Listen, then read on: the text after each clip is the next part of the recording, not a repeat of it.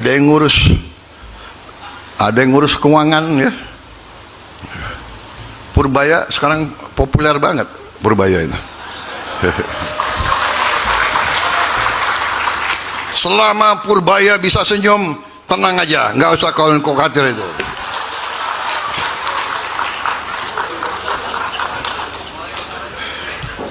Mau dolar berapa ribu kek, kan kalian di desa-desa nggak pakai dolar. Yang pusing yang itu, yang suka keluar negeri. Ayo, siapa ini? Mbak Titi ini pusing ini.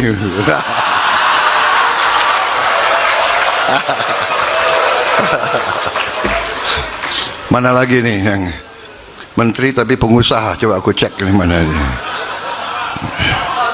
Trenggono.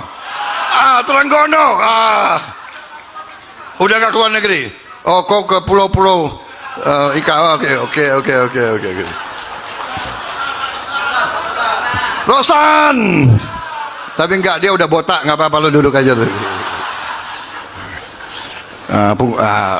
Anin lu pusing boleh. Lu pengusaha lo, Kadin. Percaya ekonomi kita kuat, fundamental kita kuat. Orang mau ngomong apa, ya mau apa, Indonesia kuat. Percaya kepada kekuatan kita. Percaya kepada rakyat kita. Semua pemimpin harus bekerja untuk rakyat. Pernyataan Presiden Prabowo Subianto bahwa masyarakat di pedesaan tidak menggunakan mata uang asing dalam kehidupan sehari-hari ketika menanggapi pelemahan rupiah terhadap dolar disebut pengamat ekonomi sebagai sikap meremehkan masalah dan bisa menjadi bumerang atas kelanjutan anjloknya rupiah. Meskipun masyarakat pedesaan tidak bertransaksi langsung memakai dolar, tapi barang-barang seperti pupuk, bahan bakar minyak, pakan ternak, obat-obatan, mesin pertanian, bahkan sebagian bahan pangan sangat dipengaruhi oleh kurs dolar, kata pengamat. Ya, untuk diketahui, pelemahan nilai tukar rupiah yang menembus level 17.600 per 1 dolar mulai memunculkan kekhawatiran terhadap kenaikan harga barang dan daya beli masyarakat. Namun, Prabowo menilai kondisi ketahanan ekonomi Indonesia masih terjaga dengan baik, bahkan relatif stabil, terutama pada sektor pangan dan energi. Rupiah begini, dolar begini, rakyat di desa tidak pakai dolar kok, ya kan?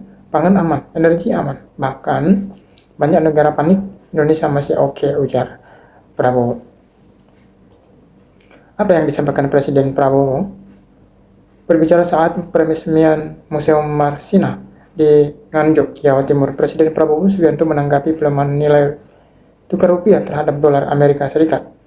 Prabowo dengan nada berkelakar tak terlalu ambil pusing mengenai posisi rupiah yang sudah menembus 17.600 per dolar. Dia bahkan menyebut sebagian besar masyarakat di pedesaan tidak menggunakan dolar dalam aktivitas sehari-hari sehingga menurutnya mereka tidak merasakan langsung dampaknya. Sekarang ada yang selalu begini-begini, sebentar-sebentar Indonesia akan kolaps, akan kaos, rupiah begini, dolar begini. Mau dolar berapa ribu pun kayak orang rakyat di desa tidak pakai dolar kok. Ya, menurut Prabowo, publik juga tidak perlu khawatir selama Menteri Keuangan Purbaya Sandewa disebut masih bisa tersenyum, katanya. Ya.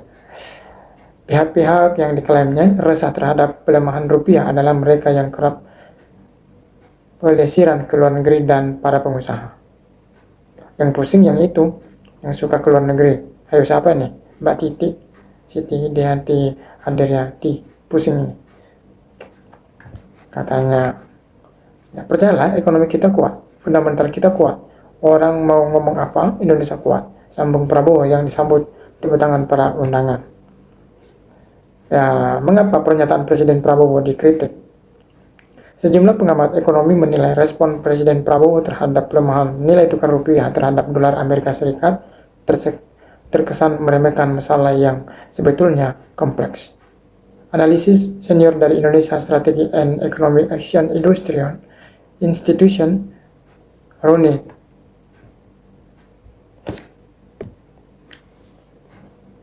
Analisis senior dari Indonesia Strategic and Economic Action Institution, Roni Sasminta, mengatakan masyarakat di pedesaan memang tidak menggunakan dolar dalam bertransaksi. Tetapi ia bilang masalah utamanya bukan soal masyarakat memegang dolar atau tidak. Ini nilai tukar dolar pada dasarnya tetap mempengaruhi harga barang di Indonesia, termasuk yang dirasakan masyarakat pedesaan. Roni mencontohkan barang yang diperlukan petani seperti pupuk, bahkan bakar minyak, pakan ternak, obat-obatan, mesin pertanian, bahkan sebagian besar bahan pangan sangat dipengaruhi oleh kurs dolar. Ketika rupiah melemah sampai ke level 17.600 per dolar, maka tekanan biaya untuk memproduksi barang-barang itu bakal merembet ke harga-harga kebutuhan sehari-hari, sebab sebagian besar bahan bakunya masih impor. Artinya masyarakat desa tetap terkena dampak semesti tidak pernah melihat dolar secara fisik. Dalam ekonomi, rakyat kecil seringkali menjadi pihak yang paling akhir menyadari gejolak kurs, tapi paling cepat merasakan dampak kenaikan harga. Jelas Roni Sasmita kepada BBC News Indonesia. Jadi kalau konteks Presiden Prabowo ini menenangkan publik, narasi itu malah berisiko menyederhanakan persoalan yang sebenarnya jauh lebih kompleks sambungnya. Apakah investor mempercayai klaim Prabowo? Lebih jauh, pengamat ekonomi Yanuar Rizky berpendapat pernyataan Presiden Prabowo itu sebetulnya menyiratkan adanya kekhawatiran terhadap situasi yang melemahnya rupiah.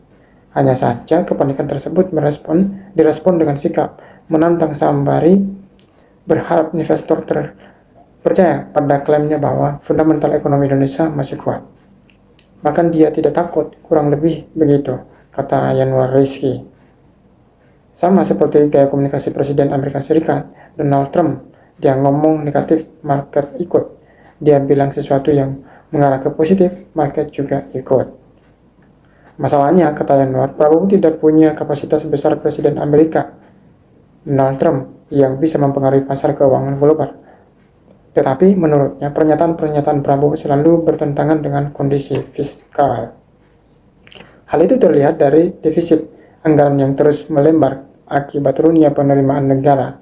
Sebagaimana diketahui, defisit anggaran pendapatan dan belanja negara APBN mencapai 240 triliun untuk periode Januari hingga Maret tahun 2026. Tetapi di sisi lain, belanja pemerintah tetap besar, bahkan terus naik demi mengongkosi program prioritas Presiden berupa makanan gizi gratis. Berkaca pada situasi itu, kata Yanuar, pasar global sesungguhnya melihat risiko fiskal Indonesia semakin meningkat yang pada akhirnya mengerus kepercayaan pelaku pasar di dalam negeri maupun luar negeri. Hingga kemudian pelemahan rupiah direspon oleh Bank Indonesia dengan menurunkan batas transaksi dolar 100 dolar menjadi 50.000 dolar. Kemudian diturunkan lagi menjadi 25.000 dolar.